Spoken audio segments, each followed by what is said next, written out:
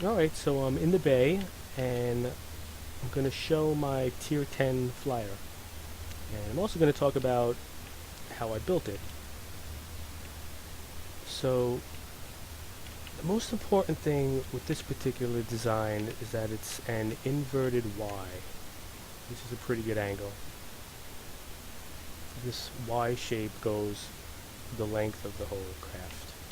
And I built it in white blocks here so it's clear.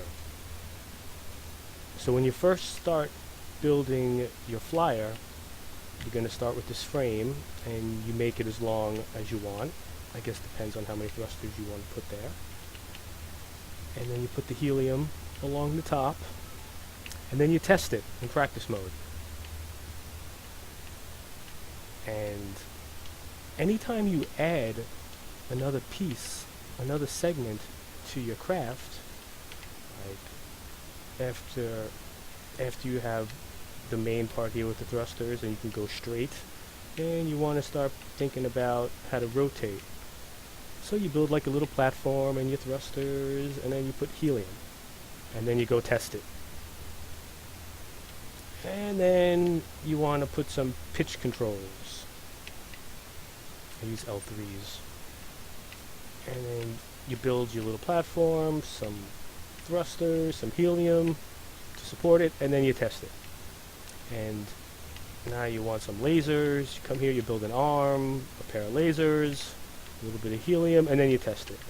And then you build these, the lasers with some helium, and then you test it. The point is that every time you build something, every time you add something to your craft, you test it. And you make sure that that part has the helium to support it. That way when you start getting blown up and destroyed, and you start losing pieces, the helium kind of associated with those pieces also get destroyed. And that way you maintain stability for as long as possible. And you could be at 50% and still be able to fly. Not as well, but you can still move in all the directions you need to.